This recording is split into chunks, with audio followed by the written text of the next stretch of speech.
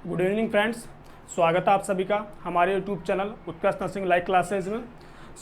आज की क्लास हमारी काफ़ी दिन बाद शुरू हो रही है क्योंकि 2-4 दिन का ब्रेक आ गया था हमारी क्लासेज के अंदर, बिकॉज मेरा थोड़ा सा रिजाइन की वजह से मैं थोड़ा सा बिजी था, मुझे रिजाइन देना था क्लासेज में। आज की क्लास में हम डिस्कस करने वाले हैं गाइस स्टरलाइजेशन के बारे के अंदर। ठीक है, स्टरलाइजेशन जो उससे पहले हम डिस्कस करेंगे मेडिकल सर्जिकल एसेप्सिस होता क्या है, देन हम मूव करेंगे स्टरलाइजेशन पे। तो आपका एग्ज़ाम है 1 सितंबर को, आपका एग्ज़ाम होने वाला है। ठीक है, उसकी आपकी प्रिपरेशन अच्छी होनी चाहिए एंड उस एग्ज़ाम में जितने भी अपने रिपीटेड टॉपिक्स बनते हैं वो सारे हम कवर करेंगे, क्योंकि उस एग्ज़ाम के अंदर मोस्ट ऑफ टॉपिक्स हैं तो जो रिपीटेड होते हैं, जैसे कि मान लीजिए आपका ड्रग कैलकुलेशन हो गया, एसिड बेस इम्बैलेंस की अपनी ऑलरेडी क्लास हो चुकी है, आप उसको जाके देखना। एक कोरोना वायरस से अपनी क्लास है, उसको जाके देखना। ठीक है, देन स्टरलाइजेशन भी एग्जाम में पूछा जाता है। एक बेड सोर्स का टॉपिक हो गया जो भी एग्जाम के अंदर वहाँ से ग्रेड पूछता है कि इसकी कौन सी स्टेज होगी, कौन सा स्टेज का ये जो बेड सोर्स है। ठीक है, तो जो भी इंपॉर्टेंट टॉपिक बनते हैं वो हम सारे कवर कर लेंगे, क्योंकि अपने पास 20 डेज रिमेनिंग है एंड 20 डेज के अंदर जो जो इंपॉर्टेंट टॉपिक्स बन सकते हैं एग्जाम के लिए वो सारे हम डिस्कस करेंगे। तो शुरू करते हैं आज की क्लास को हम बिना कुछ देरी किए। ध्यान से कॉन्सेंट्रेट करना है, वो टर्मिनोलॉजी है जो एग्जाम में आती हैं अपने दिलियम्स के अंदर एंड इम्पोर्टेंट है। एंड थोड़ा सा स्टूडेंट को यहाँ से कंफ्यूज रहता है क्योंकि एग्जाम के अंदर थोड़ा सा उसको लैंग्वेज को घुमा के पूछता है वो। देखना, सबसे पहले अपन आता है एसेप्सिस का मतलब क्या होता है। तो एसेप्सिस का मतलब होता है कि फ्री फ्रॉम इन्फेक्शन और माइक्रो ऑर्गेनिज्म। अगर आपकी बॉडी में कोई माइक्रो ऑर्गेनिज्म नहीं है, आपकी बॉडी में कोई इन्फेक्शन नहीं होता, आप उसमें क्या बोलते हैं, एसेप्सिस बोलते हैं। आपके बॉडी पे कोई माइक्रो ऑर्गेनिज्म नहीं है, उससे हम क्या कहते हैं, एसेप्सिस बोलते हैं। ठीक है, ये भी इंपॉर्टेंट, एसेप्सिस होता क्या, sepsis and asepsis both are different terms. ठीक है, देन आता है बैक्टीरियोस्टैटिक्स। तो बैक्टीरियोस्टैटिक्स का मतलब क्या होता है, इस टर्म्स को पकड़ना। बैक्टीरियोस्टैटिक्स का मतलब क्या होता है, स्टैटिक्स। ठीक है, तो स्टैटिक्स मतलब कि inhibit the growth, inhibit the growth of bacteria and micro organism. ठीक है, मतलब कि किसी बैक्टीरिया की ग्रोथ को रोक देना, उसको किल नहीं करना है, ओनली उसकी ग्रोथ को रोकना, फर्दर उससे ग्रो करने से रोकना क्या कहलाता है, बैक्टीरियोस्टैटिक कहलाता है। एंड उस बैक्टीरिया को किल कर देना, ये ऐसे एजेंट जो उस बैक्टीरिया को किल कर देते हैं उसे हम कहते हैं बैक्टीरियोसाइडल। एंड ऐसे एजेंट जो उस बैक्टीरिया की ग्रोथ को इनहिबिट कर देते हैं उसे हम कहते हैं बैक्टीरियोस्टैटिक्स। अब आपसे मेरा क्वेश्चन है एग्जाम के लिए कि जो डोट्स आपने नाम सुना होगा, dots direct observation treatment short course, जो किस में यूज करते हैं, ट्यूबरकुलोसिस में यूज करते हैं। तो उसके अंदर हम ड्रग्स पढ़ते हैं। ठीक है, जो डोट्स में जो ड्रग्स होती हैं उसके अंदर आप मुझे बताओगे कि कौन से ड्रग्स तो उसमें बैक्टीरियोस्टैटिक है एंड कौन कौन से ड्रग्स हैं जो बैक्टीरियोसाइडल हैं। ठीक है, ये कमेंट का क्वेश्चन, आप कमेंट में बताना मुझे कि जो पूछ सकते हैं ये क्वेश्चन, इसलिए पूछा है मैंने। तो बैक्टीरियोसाइडल मतलब कि ऐसे agent that the power to kill the micro organism, मतलब कि उनके अंदर इतनी कैपेसिटी होती है कि उस माइक्रो ऑर्गेनिज्म को किल कर देते हैं वो, उसे हम क्या कहते हैं, बैक्टीरियोसाइडल। ठीक है, देन आता है कैरियर। अब कैरियर मान लीजिए, समझने से पहले कैरियर होता क्या है। कैरियर मतलब मान लीजिए मैं हूँ और मेरे अंदर कोई माइक्रो ऑर्गेनिज्म प्रेजेंट है, मतलब मेरी बॉडी के अंदर इन्फेक्शन अवेलेबल है लेकिन मेरी बॉडी में साइन सिम्टम्स अभी तक शो नहीं है, लेकिन मैं किसी और पर्सन को इन्फेक्टेड कर सकता हूँ। ठीक है, तो मैं क्या हूँ, वहाँ पे कैरियर हूँ। मान लीजिए अभी कोरोना चल रहा है, मेरी बॉडी में कोरोना वायरस है लेकिन उसने मेरी बॉडी में साइन सिम्टम शो नहीं किए, लेकिन मेरी वजह से किसी और को वो वायरस फैल सकता है, तो मैं क्या हूँ, वहाँ पे कैरियर हूँ। कैरियर की यही डेफिनेशन होती है, that pathogenic organism of a disease in his body without showing the sign symptoms of that disease. मतलब कि उसने साइन सिम्टम शो नहीं कि उस डिजीज के, लेकिन उसकी बॉडी में क्या है, वो पैथोजेनिक ऑर्गेनिज्म प्रेजेंट है, वो क्या है, कैरियर है, उसको कैरियर कहते हैं। देन आता है डिसइंफेक्शन, काफी इंपॉर्टेंट है डिसइंफेक्शन, स्टरलाइजेशन, इसकी थोड़ी सी डेफिनेशन में थोड़ा सा कंफ्यूज रहता है स्टूडेंट को। तो डिसइंफेक्शन क्या होता है कि एक ऐसी प्रोसेस जिसके अंदर pathogenic and non pathogenic micro organism को डिस्ट्रॉय तो करते हैं लेकिन उसके स्पोर वहां पे रह जाते हैं, without their spores. A process where pathogenic and non pathogenic micro organism are destroy without their spores, जबकि जो स्टरलाइजेशन होता है उसके अंदर a process where pathogenic non pathogenic micro organism are destroy with their spores. इतना ही difference है, उसके अंदर स्पोर को भी वो हटा देता है स्टरलाइजेशन के अंदर। माइन्यूट सा डिफरेंस डेफिनेशन में, तो ध्यान से पढ़ना अगर आपके पास एग्जाम में क्वेश्चन आ जाए कि ऐसी प्रोसेस जिसके अंदर pathogenic non pathogenic micro organism को स्पोर के साथ डिस्ट्रॉय करते हैं उसे हम स्टरलाइजेशन कहते हैं, विदाउट स्पोर करते हैं उसे हम क्या कहते हैं, डिसइंफेक्शन कहते हैं। तो ये डिसइंफेक्शन दो टाइप से समझाया गया है यहाँ पे। फर्स्ट आता है कॉन्करेंट डिसइंफेक्शन, सेकंड आता है टर्मिनल डिसइंफेक्शन। ये सारी टर्मिनोलॉजी एग्जाम में आ चुकी है, रायपुर एम्स में आ चुकी है, दिल्ली एम्स में आ चुकी है काफ़ी बार, एंड अदर्स एग्जाम में भी आ चुकी हैं। सो देखना, इसको ध्यान से सुनना। कॉन्करेंट का मतलब क्या होता है, करंट से ध्यान रखो, करंट में क्या चल रहा है, ठीक है। इस वर्ड को पकड़ना, करंट मतलब कि मान लीजिए मैं हॉस्पिटल में हॉस्पिटलाइज हूँ, एडमिट हूँ, वहाँ पे उस दौरान मेरी जो भी क्लीनिंग हो रही है, मेरे आसपास सराउंडिंग एरिया की क्लीनिंग हो रही है, मेरे अंदर यूज किए गए, मेरे ऊपर प्रोसीजर किए गए आर्टिकल्स की क्लीनिंग हो रही है, डिसइंफेक्शन हो रहा है, उसको हम क्या कहते हैं, कॉन्करेंट डिसइंफेक्शन कहते हैं, ठीक है। क्यों, मतलब कि किसी पर्सन के जब हॉस्पिटल में होता है उस दौरान जितनी भी क्लीनिंग होती है उसे हम क्या कहते हैं, कॉन्करेंट डिसइंफेक्शन कहते हैं। इतना इस करंट से याद रखना, करंट मतलब ड्यूरिंग हॉस्पिटलाइजेशन। देखना, disinfection of all contaminated articles, मतलब कि उस पर्सन पे यूज किए गए all contaminated articles and bodily discharge, मतलब कि उस पर्सन की बॉडी से जो भी डिस्चार्ज होता है, वेस्ट मटेरियल होते हैं, एक्सक्रिएटा होते हैं, उनको क्या कहते हैं, during the course of disease. ये वर्ड आ चुका है एग्जाम के अंदर, during the course of disease, मतलब कि पर्सन उस दौरान उसको डिजीज है, हॉस्पिटलाइज है, उस दौरान वहाँ पे जो भी आर्टिकल्स है उसकी बॉडी के डिस्चार्ज, उनको डिसइंफेक्शन करना ही क्या कहलाता है, कॉन्करेंट डिसइंफेक्शन। या फिर लैंग्वेज हो सकती है daily routine cleaning, daily routine जो क्लीन होता है हॉस्पिटल के अंदर उससे हम क्या कहते हैं, कॉन्करेंट डिसइंफेक्शन कहते हैं।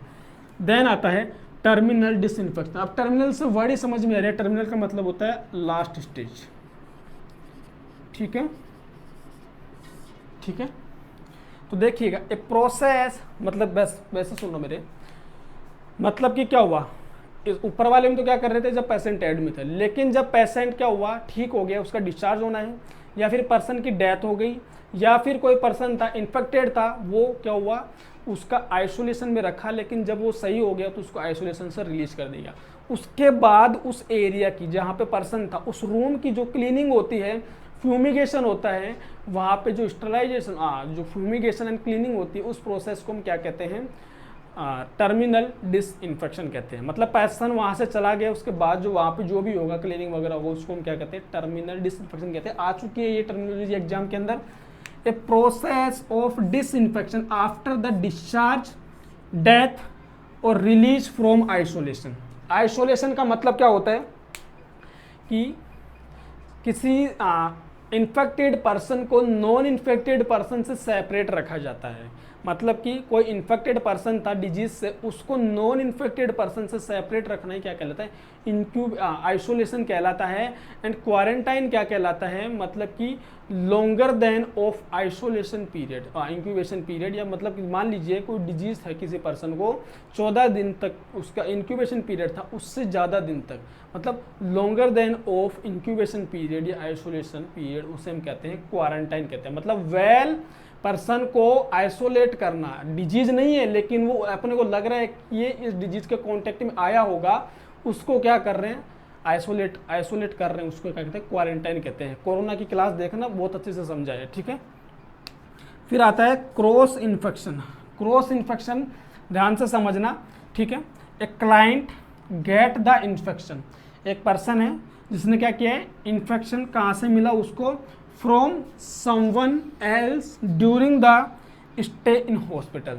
सुनो ध्यान से, मतलब कि ये तो बात समझ में आ गई है कि जो क्रॉस इन्फेक्शन है वो कहाँ होता है, हॉस्पिटल में होता है।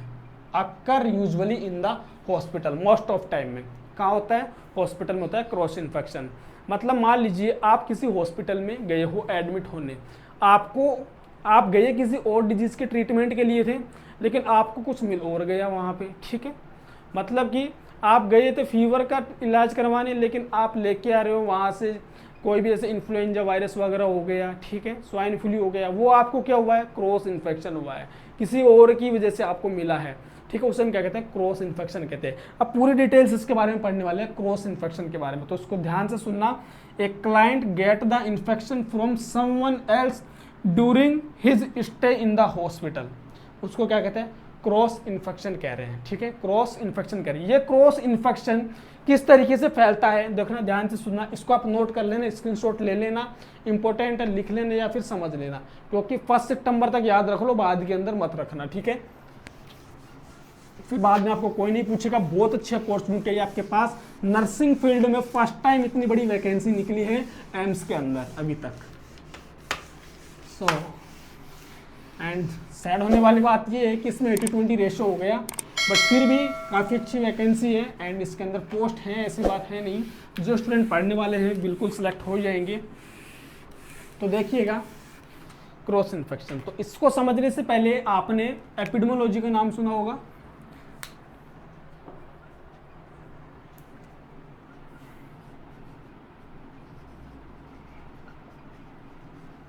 ठीक है, एपिडेमोलॉजी।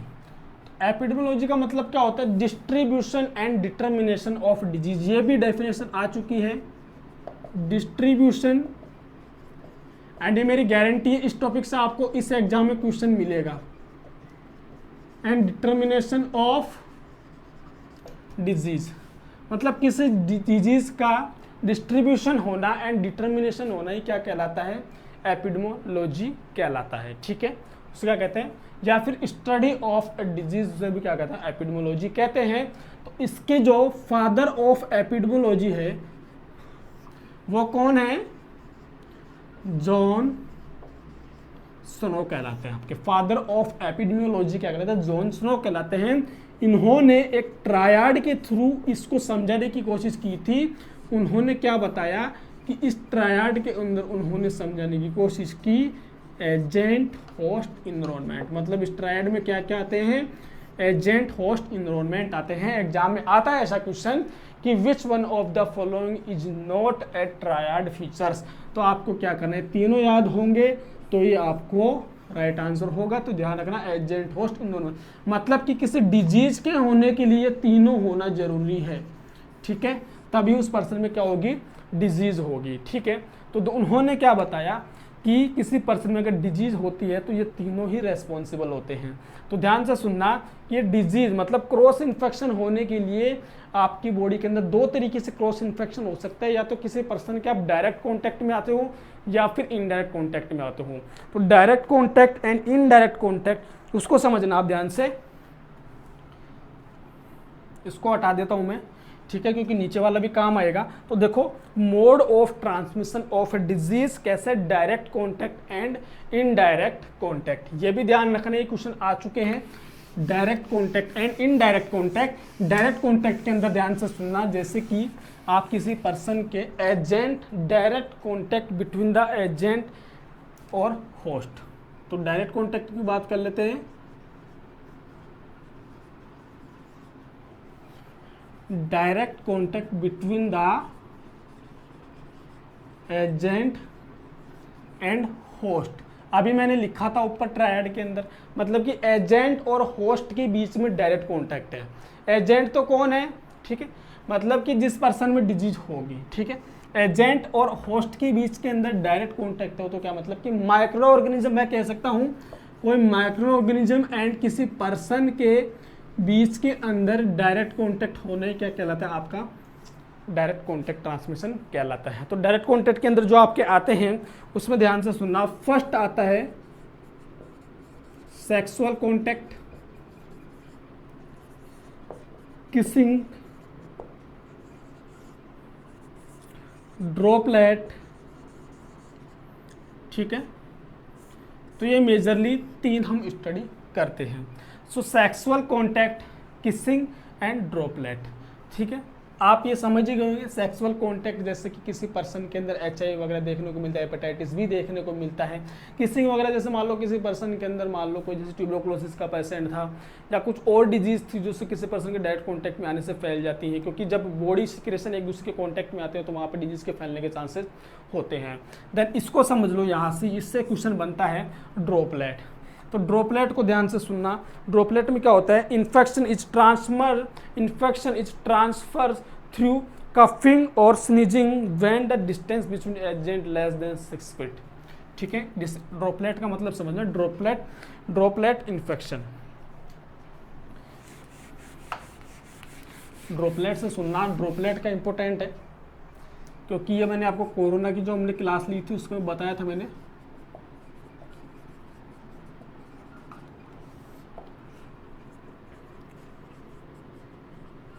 इन्फेक्शन, ठीक है, ध्यान से सुना। Infection is transfer through, infection is transfers through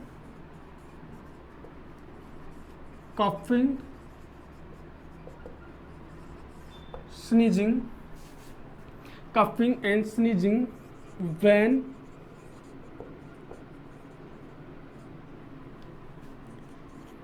distance between agent and host less than 6 feet. ये ध्यान रखना आप, लेस देन 6 फीट मतलब कि किसी एजेंट और होस्ट के बीच में डिस्टेंस कितनी है, लेस देन 6 फीट है। एंड इन्फेक्शन कैसे फैल रहे हैं, कफिंग एंड स्नीजिंग से। जो करंट में जो कोरोना वायरस चल रहा है वो उसका मोड ऑफ ट्रांसमिशन यही है, ड्रॉपलेट इन्फेक्शन। तभी तो गवर्नमेंट कह रही है मास्क पहनो। ठीक है, सो आपको क्या करना है कि किसी पर्सन के अंदर कफिंग एंड स्नीजिंग की वजह से अगर इन्फेक्शन हो रहा है वो क्या है, वो ड्रॉपलेट इन्फेक्शन है। ठीक है, जैसे कि ट्यूबरकुलोसिस है, आपका एक ऐसा एग्जाम्पल है जो डायरेक्ट कॉन्टैक्ट का भी है, इनडायरेक्ट का भी है, क्योंकि ट्यूबरकुलोसिस एयरबोर्न डिजीज ही है और ड्रॉपलेट इन्फेक्शन से भी फैलता है, इसलिए उसका भी थोड़ा सा ध्यान रखना। वो थोड़ा एक्सेप्शन है, वो दोनों से फैलता है। तो आपको ड्रॉपलेट इन्फेक्शन की डेफिनेशन समझ आ गई होगी कि डिस्टेंस कितनी चाहिए, लेस देन 6 फीट होनी चाहिए। ठीक है, ये आप समझ गए हो डायरेक्ट कॉन्टैक्ट का मतलब। अब आता है नेक्स्ट, जो आता है आपका indirect contact.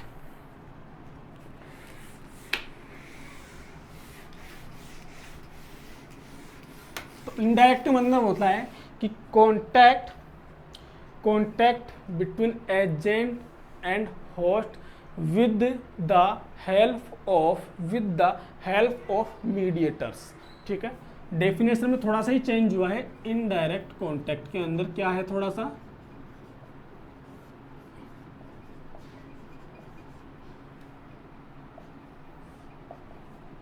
Contact between agent and host with the help of mediators. Bracket में लिख रहा हूं बोन, समझ में आएगा भी। एग्जाम्पल के लिए blood, water, food, vector, blood, water, food, vector, air. तो देखो मैं इनके आगे लिख रहा हूं blood borne disease, water borne disease, food borne disease, vector borne disease, air borne disease. ध्यान से सुनना, मतलब कि एजेंट एंड होस्ट के बीच में कोई मीडिएटर्स आ गया है उस डिजीज को ट्रांसफर करने के लिए। जैसे कि मान लो आपको पता है कि जो हेपेटाइटिस सी होता है वो ब्लड, मतलब कि ब्लड की वजह से किसी पर्सन के अंदर ब्लड ट्रांसफ्यूजन करते हैं, उसकी वजह से क्या देखने को मिलता है, ब्लड बोर्न डिजीज। मतलब कि क्यों बोला है, क्योंकि मीडिएटर्स क्या है, वहाँ पे ब्लड है एंड वन पर्सन से दूसरे पर्सन में चढ़ाया जा रहा है, तो क्या हो गया, ब्लड बोर्न डिजीज हो गया। मतलब कि एजेंट और होस्ट के बीच में क्या आ गया, मीडिएटर्स आ गया। Water borne disease, water borne disease के अंदर जैसे कि आपका वाटर बोर्न डिजीज के अंदर हो गया आपका जो कोलेरा होता है, ठीक है, हेपेटाइटिस ए हो गया, ई हो गया, टाइफाइड हो गया, जैसे टाइफाइड हो गया। ये सारे एग्जाम्पल किसके हैं, वाटर बोर्न डिजीज के। एंड फूड बोर्न डिजीज के अंदर जो आपका आता है लेजर फूड पॉइजनिंग देखी जाती है, इसकी वजह से फूड पॉइजनिंग देखी जाती है। मतलब कि एग्जांपल बता रहा हूँ, वेक्टर के अंदर जो आ गया आपका malaria and dengue, airborne disease के अंदर जो आता है आपका, एयरबोर्न डिजीज में आता है आपका फेमस एग्जांपल है ट्यूबरक्लोसिस, ठीक है, tuberculosis. So and measles also, and बहुत सारे एग्जांपल है यार, जो भी रेस्पिरेटरी डिजीज है आपकी कम्युनिटी में वो सारी क्या है, एयरबोर्न डिजीज है, ठीक है। सो यहाँ पे इंडायरेक्ट आपको समझ आ गया होगा, ये थोड़ा सा कम्युनिटी का पोर्शन भी है, फंडामेंटल का भी है एंड इम्पोर्टेंट है। सो ये ध्यान से पढ़ लेना है सब चीज़ें। डायरेक्ट कॉन्टैक्ट क्या होता है, इनडायरेक्ट कॉन्टैक्ट क्या होता है, थोड़ा सा इंटरेस्टिंग नहीं लगता है टॉपिक, लेकिन एग्जाम में यहाँ से क्वेश्चन आता है। सो यहाँ पे आपको समझ आ चुका होगा कि मतलब किसी पर्सन के अंदर क्रॉस इन्फेक्शन दो तरीके से हो सकता है, डायरेक्ट कॉन्टैक्ट और इनडायरेक्ट कॉन्टैक्ट। अब बात ये आती है कि सर उससे प्रिवेंट कैसे कर सकते हैं इस क्रॉस इन्फेक्शन से। तो उस क्रॉस इन्फेक्शन से अगर आपसे मेजरली एग्जाम में क्वेश्चन कर ले इससे कैसे प्रिवेंट किया जाता है, तो आप क्या आंसर, राइट आंसर क्या करोगे, फर्स्ट प्रायोरिटी पे आंसर करना, हैंड वॉशिंग की जाती है। वहाँ पे क्या की जाती है, हैंड वॉशिंग की जाती है, इससे मेजरली इस चीज़ से प्रिवेंट करने के लिए। सो आपसे पूछ ले primary priority nursing intervention when a person contact with the cross infection, so what is the priority nursing intervention। तो आप क्या करोगे वहाँ पे, हैंड वॉशिंग करना। मतलब कि ध्यान रखना जब भी क्रॉस इन्फेक्शन आ जाए आपको प्रिवेंशन करना हो तो हैंड वॉशिंग करना। सो मैं यहाँ पे लिख सकता हूँ कि इसका एग्जांपल की किसी पर्सन को क्रॉस इन्फेक्शन से करने के लिए क्या किया जाता है, हैंड वॉशिंग की जाती है। तो मैं लिख सकता हूँ हैंड वॉशिंग, ठीक है। तो आइए हैंड वॉशिंग कैसे करते हैं। तो जो जनरली जो हैंड वॉशिंग है वो दो तरीके से की जाती है, ध्यान से सुनना। हैंड वॉशिंग से क्वेश्चन आ चुका है एग्जाम में, medical hand washing and surgical hand washing, ठीक है। Medical hand washing and surgical hand washing, दोनों में डिफरेंस क्या है, कौन सा सॉल्यूशन यूज करते हैं, टाइमिंग क्या रहता है एंड सॉल्यूशन। मतलब टाइमिंग से क्वेश्चन बहुत बार आ चुका है, टाइमिंग से क्वेश्चन आ चुका है। तो देखना जो मेडिकल हैंड वॉशिंग होती है वो जनरली कब की जाती है। तो जनरली जो मेडिकल जितने भी रूटीन प्रोसीजर होते हैं, जितने भी हमारे रूटीन प्रोसीजर होते हैं वहाँ पे हम क्या करते हैं, मेडिकल हैंड वॉशिंग करते हैं। एक तो आपके रूटीन प्रोसीजर हो गए, जैसे कि मान लो यार आप किसी पर्सन के अंदर वाइटल साइंस लेने जा रहे हो, हाँ वहाँ पे आप क्या करोगे, मेडिकल हैंड वॉशिंग करोगे। तो लिख सकते हैं हम क्या, वाइटल साइंस के अंदर भी क्या करते हैं आप, वाइटल साइंस असेसमेंट करते हो, ठीक है। देन फिजिकल एग्जामिनेशन कर रहे हो किसी पर्सन का, किसी को ऑक्सीजन इनहेलेशन कर रहे हो, तो वो सब क्या आते हैं आपके रूटीन प्रोसीजर में ही तो आते हैं। तो मेडिकल हैंड वॉशिंग के अंदर सिंपल सी बात निकल के आती है कि मेडिकल हैंड वॉशिंग कौन कौन सी जगह करती है। तो एक वर्ड याद रखने, एक लाइन याद रखना, ऐसी कंडीशन जहां आप बॉडी के आउटसाइड, मतलब कि आप बॉडी कैविटी में इंसर्ट नहीं कर रहे हो, बॉडी की ओपनिंग में इंसर्ट नहीं कर रहे हो, ओनली बॉडी के सरफेस एरिया पे काम कर रहे हो, वहां पे आपको क्या करनी है, मेडिकल हैंड वॉशिंग करनी है। तो वहाँ पे आपको क्या करनी है गाइस, मेडिकल हैंड वॉशिंग करनी है, ठीक है ना, यहाँ तक क्लियर है। एंड सर्जिकल हैंड वॉशिंग कब करनी है, जब आपको लगे कि हम बॉडी कैविटी में इंसर्ट करना है या किसी वुंड के कांटेक्ट में आ रहे हैं या कुछ सर्जरी हो रही है। एक ही लाइन याद रखना, बॉडी के अंदर जा रहे हो सर्जिकल, बॉडी से बाहर हो मेडिकल हैंड वॉशिंग, ठीक है। अब यहाँ पे आप कहोगे कि सर फिजिकल एग्जामिनेशन में रेक्टल एग्जामिनेशन भी आता है, तो ये एक्सेप्शन है क्योंकि आप बॉडी कैविटी में इंसर्ट कर चुके हो यहाँ पे रेक्टल एग्जामिनेशन। तो क्या करोगे आप यहाँ पे, सर्जिकल हैंड वॉशिंग करोगे। ये क्वेश्चन पूछेगा आपसे एग्जामिनर कि रेक्टल एग्जामिनेशन करने जा रहे हो तो कौन सी हैंड वॉशिंग करोगे, ठीक है। अब आता है सर्जिकल हैंड वॉशिंग में, जैसे कि आप किसी पर्सन को कैथेटराइजेशन कर रहे हो, किसी पर्सन में कैथेटराइजेशन कर रहे हो, कोई भी सर्जिकल प्रोसीजर कर रहे हो, किसी पर्सन में वुंड ड्रेसिंग कर रहे हो तो वहाँ क्या करना है, आपको सर्जिकल हैंड वॉशिंग करनी है। एंड जैसे मान लो आप किसी पर्सन को स्टिच करते हो, stitch is before and after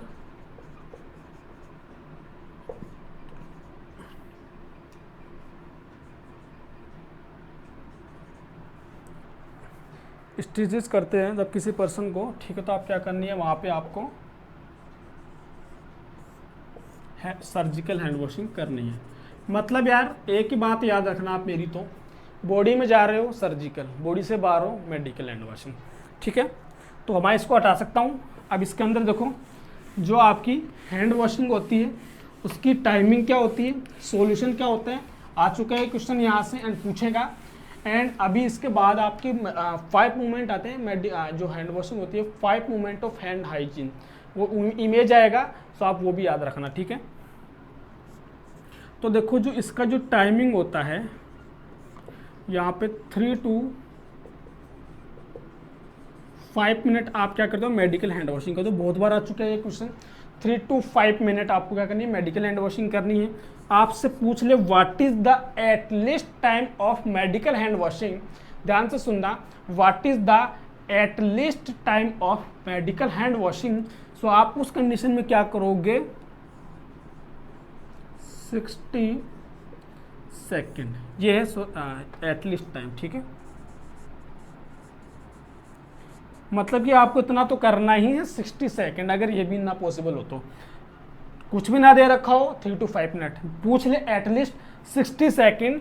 and जो रूटीन जो हैंड वॉशिंग करते हैं, जो रूटीन में करते हैं वो कितनी देर करनी चाहिए, 10 सेकेंड करनी चाहिए। जनरली आप जैसे खाना वगैरह खा रहे हो वहाँ पे करते तो वही प्रॉपर तरीका, लेकिन कम से कम 10 सेकेंड तो टाइम देना उसको, ठीक है। देन अगर आप हैंड रब यूज कर रहे हो, हैंड रब यूज कर रहे हो जैसे कि मान लो स्पिरिट वगैरह, तब आपको कम से कम 30 सेकेंड तो आपको क्या करनी है, हैंड वॉशिंग ही करनी है, ठीक है। ध्यान रखना है हैंड वॉशिंग कितनी करनी, ये पूछेगा एग्जाम में, ये इंपॉर्टेंट, ये मैंने इसी लिखी है। सो इनको ध्यान रखना आप, ठीक है। सर्जिकल का बाद में देखेंगे, पहले इसको कंप्लीट कर लेते हैं मेडिकल को। सो यहाँ तक आपको समझ आ चुका होगा कि आपको मेडिकल हैंड वॉशिंग करनी है एंड कब तक करनी है, टाइमिंग क्या है। देन जो सॉल्यूशन आता है, सॉल्यूशन के बारे में भी ध्यान से सुनना। लिक्विड एंड एंटीसेप्टिक सोप, अगर अमाउंट पूछ ले कितना वॉल्यूम लेते हैं, 3 to 5 ml। Timing and amount same आ रहा है ना, 3 to 5 मिनट, 3 to 5 ml, ठीक है। एग्जाम्पल पूछ ले तो आप क्या करोगे, डेटॉल, सेवलॉन, डेटॉल और सेवलॉन आप यहाँ पे यूज करोगे। वाटर तो आपको नेसेसरी है ही। एंड एक और क्वेश्चन आएगा, हैंड रब, हैंड रब, उसमें क्या आता है आपका, स्पिरिट आता है कि नहीं आता है। स्पिरिट में क्या होता है, 70% आइसोप्रोपाइल अल्कोहल होता है स्पिरिट के अंदर, ठीक है। सो आपसे एग्जामिनर क्वेश्चन करेगा कि कितनी बार आप स्पिरिट यूज करते हो, उसके बाद आपको हैंड वॉशिंग जरूरी है। सो आप 5 टाइम, आप 5 बार स्पिरिट को यूज कर सकते हो, हैंड रब यूज कर सकते हो। देन आपको क्या करना है, फिर वापस आके हैंड वॉशिंग करनी है। ये ध्यान रखना आपको क्या करनी है, हैंड वॉशिंग करनी है। सो यहाँ पे आपको इतना क्लियर है, देख लीजिएगा, ध्यान से सुनना। सॉल्यूशन इतना इंपॉर्टेंट नहीं है, जबकि इसमें टाइमिंग इतनी इंपॉर्टेंट है। एंड कि जो हैंड वॉशिंग करते हैं उसके अंदर इंपॉर्टेंट क्या है, हैंड वॉशिंग में टाइम इंपॉर्टेंट है, सॉल्यूशन इंपॉर्टेंट है, ठीक है, एंड फ्रिक्शन या फिर ऑल ऑफ द अबव, ठीक है। सो आप ध्यान रखना, यहाँ पे ज़्यादातर जो इंपॉर्टेंट होता है वो फ्रिक्शन इंपॉर्टेंट होता है, ठीक है। ऑप्शन में चौथा कुछ और होगा, जरूरी नहीं है ऑल ऑफ द अबव ही हो, लेकिन आपको क्या करना है, फ्रिक्शन करना है वहां पे, क्योंकि जितना आपके हाथों में फ्रिक्शन होगा माइक्रो ऑर्गेनिज्म के डेड होने के उतने ज्यादा चांसेस होंगे। सो ध्यान रखने का क्वेश्चन आ चुका है कि what is the important when you are going for hand washing. So उस दौरान आपके इंपॉर्टेंट होता है, फ्रिक्शन इंपॉर्टेंट होता है, ठीक है। ये इंपॉर्टेंट है, ये क्वेश्चन आप ध्यान से सुनना इसके बारे में। अब हम मूव करते हैं, इसका जो मेडिकल हैंड वॉशिंग करते हैं उस दौरान डायरेक्शन क्या होगी। स्टेप आप देख लेना, गूगल पे सर्च करना मेडिकल हैंड वॉशिंग की जो 7 स्टेप होती हैं कौन कौन सी होती हैं, जैसे palm to palm, back of the hand, ठीक है, देन ये सब रिस्ट, थंब, ये सारी आप देख लेना एक बार स्टेप, इसकी 7 स्टेप होती हैं वो, ठीक है ना। तो मैं ये कह रहा हूँ, जो आप वाटर का जो फ्लो होता है मेडिकल हैंड वॉशिंग कर रहे हो उस दौरान less contaminated to more contaminated आपको जाना है, less contaminate to more contaminate. मतलब कि मान लीजिए आप रूटीन प्रोसीजर कर रहे हो तो मोस्ट ऑफ टाइम तो आपके हाथ ही उसके कॉन्टेक्ट में आते हैं, तो आपका कंटामिनेटेड एरिया तो ज़्यादा ये हुआ, लेस कंटामिनेट ये हुआ, तो आपको इस डायरेक्शन से इस डायरेक्शन में जाना है, ठीक है, इस डायरेक्शन से इस डायरेक्शन, मतलब less contaminate to more contaminate, मतलब कि एल्बो टू पाल्म आपकी मेडिकल हैंड वॉशिंग होती है, सर्जिकल हैंड वॉशिंग होती है palm to elbow above the waist, आपकी कमर से ऊपर होनी चाहिए हाथ धोने के बाद सर्जिकल में, ठीक है। डायरेक्शन ऑफ वाटर लिख लेना, एल्बो टू पाल्म। इससे जो इंपॉर्टेंट क्वेश्चन बनेंगे ये बनेंगे, ठीक है ना, मेडिकल हैंड वॉशिंग से। अब आ जाओ सर्जिकल हैंड वॉशिंग पे। तो सर्जिकल हैंड वॉशिंग के अंदर सबसे पहले तो आपको टाइमिंग ध्यान रखनी है। तो सर्जिकल हैंड वॉशिंग में जो टाइमिंग होती है वो होती है आपकी 10 मिनट। क्या होती है? 10 मिनट होती है, ठीक है। यहां लिख देता हूं मैं, ठीक है। टाइम कितना रहेगा सर्जिकल हैंड वॉशिंग करने का? 10 मिनट रहेगा। एट लीस्ट टाइम पूछ ले सर, वहां भी तो आपने बताया था, यहाँ भी एटलीस्ट टाइम बता दो। तो यहाँ पे जो आपको एटलीस्ट टाइम करना है, आपको 90 सेकंड तो हैंड वॉशिंग ही करनी है। देन यहाँ पे जो सॉल्यूशन होता है वो आपको सॉल्यूशन लेना है बीटाडीन स्क्रब। कितना लेना है? 7.5%। ये इसका कंसंट्रेशन होता है बीटाडीन का। Then volume 3 to 5 ml। ये माइंड में सेट कर लेना, 3 to 5 ml हैंड वॉशिंग के अंदर, ये चिपका देना इसको कहीं पे भी हैंड वॉशिंग में दे दो, 3 to 5 ml, ठीक है। चेंज कहाँ हुआ? यहाँ पे आके वहाँ पे 60 सेकंड या बस 90 सेकंड है, ठीक है। सॉल्यूशन आप यूज कर चुके हो, ठीक है। और क्या करोगे इसके अंदर आप यहाँ पे?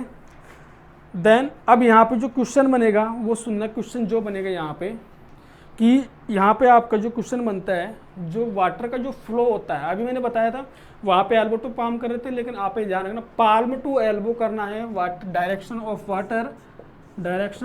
वाटर, तो आप यहाँ पे क्या करोगे? पाल्म टू एल्बो, और कहाँ रखना है? अबोव द वेस्ट, कमर के ऊपर रखना है हाथों को, ठीक है। ऑप्शन चारों पढ़ना, क्या पता लास्ट वाले ऑप्शन में अबोव द वेस्ट भी दे रखा हो। ऊपर तो लिख दिया पाल्म टू एल्बो, फर्स्ट पे टिक मत कर देना, ठीक है। चारों ऑप्शन को रीड करना। एग्जाम में गलती मत करना जब तक चारों ऑप्शन आप रीड ना करो। मैं भी पहले ऐसा गलतियाँ किया करता था, चारों ऑप्शन ना पढ़ के फर्स्ट ऑप्शन लिखा और उसको राइट कर देता था। ऐसा मत करना, क्योंकि एक ऑप्शन ऐसा भी छुपा होता है जो थोड़ा सिमिलर होता है, जिसमें डाउट होता है ये सही होगा या ये सही होगा। सो इसको बात को ध्यान रखना आप। सो देखो, हैंड वॉशिंग से जो इंपॉर्टेंट क्वेश्चन है आपके आ चुके हैं, ठीक है। देन अब जो हम मूव करेंगे स्टरलाइजेशन पे, वो हम नेक्स्ट क्लास में देखेंगे, वरना क्लास बहुत लंबी हो जाएगी, ठीक है। स्टरलाइजेशन, इसके अंदर जो सॉल्यूशन होता है, कंसंट्रेशन क्या होती है, वो सब हम डिस्कस करेंगे। सो आज के लिए हम इतना ही देखते हैं, बाकी हम नेक्स्ट क्लास में देखेंगे। अगर यहाँ से आपको अगर कोई डाउट लगता है आप पूछ सकते हैं। एंड मेरी आपसे भी रिक्वेस्ट है, ये अच्छा मौका है अच्छे से स्टडी करना, एंड आपकी फैमिली का, आपका नाम रोशन हो, हम यही ईश्वर से दुआ करते हैं। एंड आप अपनी लाइफ में सक्सेस हो जाएं, ठीक है। एंड आप एक अच्छी जॉब गेन करो, क्योंकि एम्स है जो नाम हो उसका बहुत बड़ा, एंड आपकी सोसाइटी में आपकी इज्जत होगी जब आप अपनी जॉब को पालोगे। सो काफ़ी अच्छी जॉब है, मेहनत करना, सक्सेस हो जाओगे। सो गाइस आज के लिए इतना ही देखते हैं, बाकी नेक्स्ट क्लास में। So thank you to all.